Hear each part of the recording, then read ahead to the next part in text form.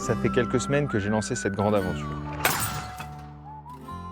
Partir vivre au milieu de la montagne, dans une maison qui n'est raccordée ni à l'eau ni à l'électricité, afin de faire de cet endroit quelque chose de luxueux, équipé de tout le confort moderne. Et une des choses les plus indispensables à la vie moderne, vous le savez, c'est l'électricité. Et dans cette vidéo, je vous montre le système que j'ai mis en place pour m'installer. Alors, quand on est arrivé ici, la charge de travail était monumentale. Une des contraintes que j'avais en ce qui concerne l'installation de l'électricité, c'était que ce soit facile et rapide à mettre en place. C'est la raison pour laquelle j'ai décidé de partir sur une station de charge tout en un. Puisque l'idée, c'était que ça me permette de me brancher à des panneaux solaires, brancher la maison au système électrique et déjà voir ce qui était en place en termes d'installation électrique, voir ce qui fonctionnait, ce qui ne fonctionnait pas, avec une source d'électricité qui soit fiable et facile à mettre en place. Donc c'est parti.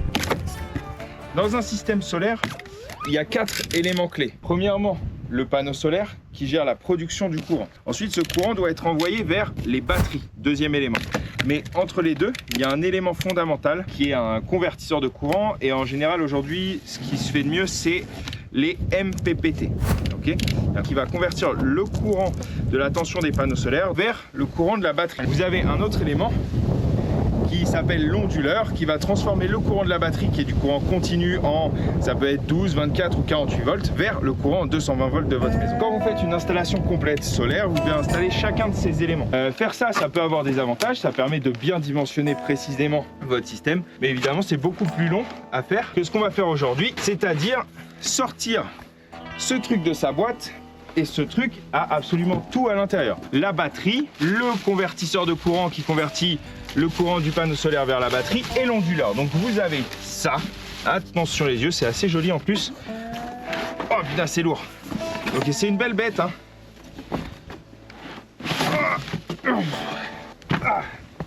C'est assez lourd. Et voilà, magnifique. Je vais vous donner le détail des prix et on va faire un comparatif face à une installation complète que j'aurais faite moi-même. Mais vous allez voir que niveau prix, ça reste intéressant et surtout, ça évite de se prendre la tête. Allez, on passe directement à l'installation.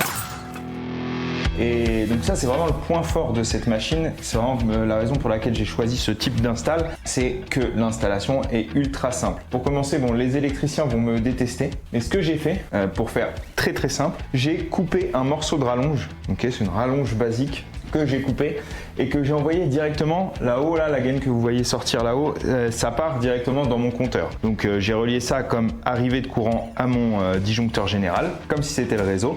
Ok, l'installation c'est très particulier ici puisqu'il n'y a pas d'arrivée de courant, mis à part cette machine. Ça, c'est la base. Ok, si j'appuie sur le bouton marche, ça s'allume. Il n'y a rien eu de plus compliqué que ça pour faire marcher l'électricité. Maintenant, pour recharger la machine, on a plusieurs options. La source principale d'énergie, c'est le solaire ici. Comme vous pouvez le voir, j'ai 800 watts d'input, donc ça veut dire qu'on a plutôt un bon rendement. Et donc pour l'installation, rien de plus simple. Vous voyez les fils rouges et noirs qui arrivent de là-haut.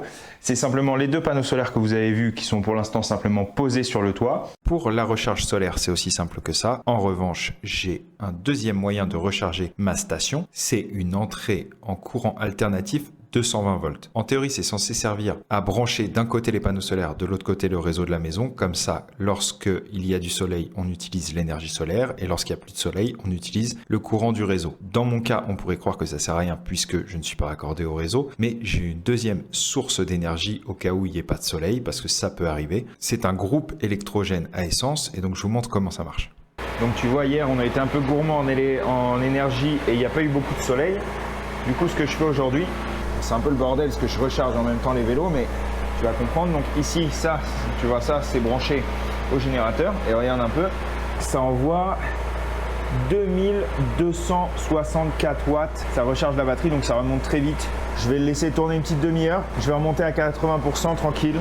Et puis voilà, on repart pour une nouvelle journée avec de l'électricité. Et donc on va passer directement au test dans la maison pour voir ce que la machine arrive à faire tourner ou pas. On va se brancher directement sur l'application.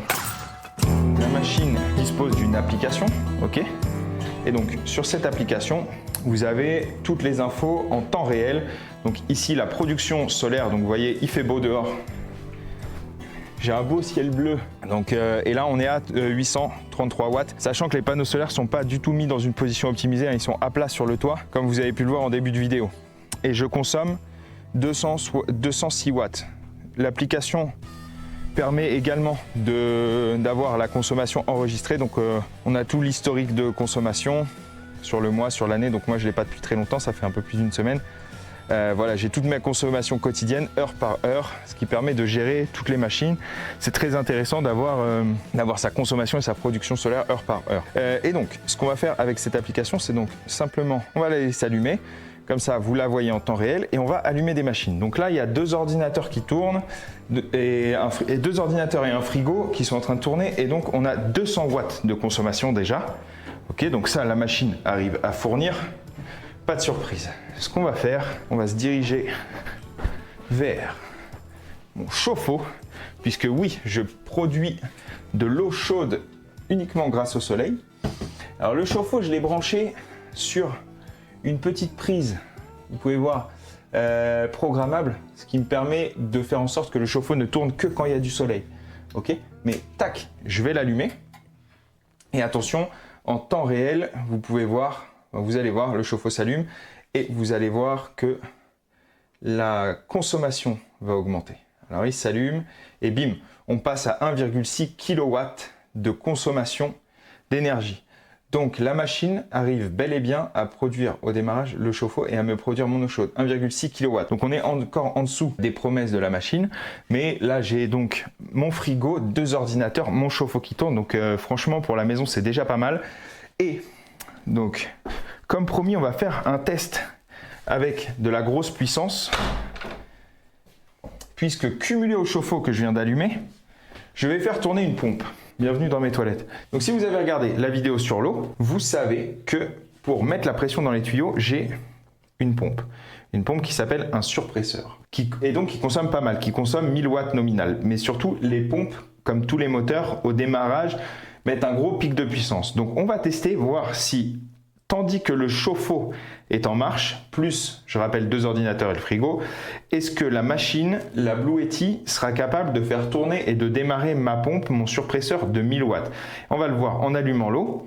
Et quand on va allumer l'eau, quand la pression va baisser dans la pompe, d'un coup, vous allez voir, normalement, si tout va bien, il va y avoir d'un coup un pic de puissance quand la pompe va se démarrer. Alors attention, suspense. Voilà, on va voir, peut-être qu'on va tout faire disjoncter, peut-être qu'on va tout couper, j'en sais rien. C'est très important que ça marche, puisque forcément, le chauffe-eau et la pompe vont fonctionner en même temps, puisque quand j'ai besoin d'eau chaude, je vais aussi avoir besoin de pomper de l'eau, quoi. Pour l'instant, la pompe ne se démarre pas. L'intérêt du surpresseur, c'est ça, c'est que ça maintient toujours de la pression. Donc là, je suis pas à fond, hein, je pourrais envoyer plus de pression. Toujours de la pression. Et quand la pompe est assez vide, boum, elle se redémarre, elle remet de la pression dans les tuyaux. C'est vraiment très très intéressant. On a toujours de la pression comme à la maison, quoi. Alors faut vider, faut vider, faut vider. Et hop, là la pompe a démarré, j'ai senti dans la pression a augmenté. Est-ce que ça va me l'afficher? Normalement oui. Et bim, on est passé à 2,6 kW. Il y a forcément eu un pic de puissance qui n'a pas été affiché parce qu'il a été court. Mais on est à 2,6 kW. Il n'y a pas eu de coupure. Voilà, c'est bon, on ne va pas consommer de l'eau pour rien. Il n'y a pas eu de coupure. Voilà, donc on balance 2,6 kW. Voilà, c'est magnifique. J'arrive à faire tourner 2 ordinateurs, un frigo, mon chauffe-eau, ok, qui est toujours en train de tourner là, vous pouvez voir. Mais de toute façon, on le voit puisque la consommation est de 1,6 kW, 2 ordinateurs, un frigo, le chauffe-eau et la pompe. Donc pour l'instant, c'est tout ce dont j'ai besoin. J'arrive à faire donc tourner toutes les machines de la maison, j'ai rien de plus. Alors si je voulais, je pourrais encore brancher une perceuse et machin. Mais enfin, l'intérêt aussi d'être comme ça sur des systèmes hors réseau, c'est d'avoir une gestion de la consommation. Donc si j'ai besoin de faire tourner une perceuse, peut-être que je peux couper mon chauffe-eau. Voilà. Donc pour l'installation, franchement, la Bluetti, elle m'a changé la vie. Donc merci à Bluetti de m'avoir envoyé cette machine parce que franchement, ça m'a changé la vie au niveau de l'installation. J'aurais pas pu rêver mieux parce que si j'avais dû installer un système, par exemple en Victron, avec toute une armoire électrique, ça m'aurait pris vachement de temps, du temps que je n'aurais pas pu allouer à faire d'autres choses. Et comme j'ai 1 million de trucs à faire ici, franchement, ça m'a changé la vie. Et en plus, je ne suis absolument pas limité. La machine, je l'ai branchée, bim, au panneau solaire. Maintenant, l'étape supérieure, c'est si je garde cette machine, ça va être, j'aurai besoin simplement de rajouter l'accessoire pour mettre plus de panneaux solaires pour pouvoir monter à 8 panneaux solaires. Et puis peut-être rajouter 1 ou 2 batteries supplémentaires. Et avec ça, franchement, ça me fera un système complet pour tourner hors réseau. Je n'aurai pas de limite. Là, franchement, la puissance maximum est suffisante. Et encore une fois, pareil, il y a un accessoire si je veux qui me permettrait d'augmenter la puissance. On va parler un petit peu du prix et on se retrouve devant l'ordi pour faire un petit comparatif entre le tarif d'une station de charge, donc en l'occurrence la Blue Yeti Apex 300, face à un système que j'aurais dimensionné moi-même avec des batteries, un onduleur et un MPPT pour voir si vraiment ça coûte plus cher de passer par une station tout en un ou est-ce que ça vaut pas le coup de se prendre la tête en faisant son montage soi-même. Cette Apex 300 seule est proposée en ce moment à 1 999 €, prix public. Mais si vous allez dans la description de la vidéo, vous trouverez un coupon de réduction de 5%. Que vous aurez, donc ça fait une centaine, quasiment 100 € de réduction et donc 1 899 € sur la station de charge seule. Maintenant, on va comparer donc cette Apex 300 station de charge à ce qu'on aurait pu faire avec des batteries d'une part et d'autre part un convertisseur chargeur. Et pour faire le plus simple possible, pour essayer d'avoir une comparaison à peu près équivalente, j'ai pris quelque chose de complet, c'est-à-dire le Victron Easy Solar 2, qui est en 3000 voltampères, donc en termes de puissance fournie par la machine, c'est relativement équivalent, c'est très très proche. En termes de MPPT, c'est en faveur du Victron. Mais à ça, il va falloir donc rajouter des batteries. Donc en termes de batterie, j'ai choisi Polyantech parce que c'est des batteries au lithium. En termes de capacité, c'est relativement proche. La Apex 300 avait une capacité de base de 2764 Wh et là on a 2400 Wh, 2,4 kWh. J'ai fait au plus simple. En réalité, si on optait pour ce système-là, il faudrait un petit peu plus de câblage, il faudrait rajouter un petit peu de câblage. Mais bon, j'ai été au plus simple pour faire une comparaison à peu près équivalente. Et on arrive donc à un total de 1 860,27 € sur ce site-là. Il peut y avoir des petites variations de prix. J'ai essayé de trouver le moins cher possible disponible en France. C'est parmi les moins chers. C'est un des plus gros sites français. Mais vous pouvez trouver plus cher, moins cher selon les sites. Mais donc, vous voyez qu'en termes de prix, on est extrêmement proche. Extrêmement proche. Donc, il y a vraiment un intérêt certain à opter pour une station d'alimentation polyvalente parce que, en revanche, si on est extrêmement proche en termes de prix, en termes de temps d'installation et de simplicité d'installation, ça n'a rien à voir. Là, il a juste fallu pas me brancher d'un côté, brancher de l'autre. En plus, c'est une station de charge qui peut très facilement évoluer. Ici, on a tous les accessoires qui vont avec.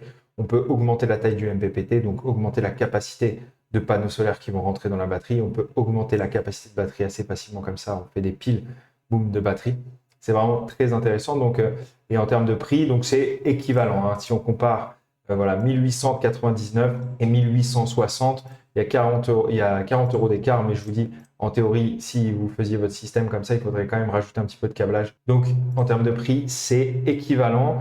En revanche, en termes d'installation, ça n'a rien à voir. Donc, le Victron, certains me diront que le Victron est plus performant. C'est vrai, en termes de MPPT, il est un petit peu plus performant. Si on cherche vraiment à faire le meilleur système, peut-être prendre des éléments un par un, c'est plus intéressant. Mais ceux qui cherchent la facilité, brancher la machine sur leur maison, faire des économies d'électricité et utiliser l'énergie du soleil pour faire des économies d'électricité ou bien installer quelque chose de simple dans son camping-car. C'est pareil pour le camping-car, ça c'est un système qu'on ne pourra pas mettre et enlever, tandis que la Blue Yeti, on peut la charger dans le camping-car quand on a envie, arriver, si on a par exemple un site sur lequel on fait du camping ou quelque chose, ou un chalet ou que sais-je.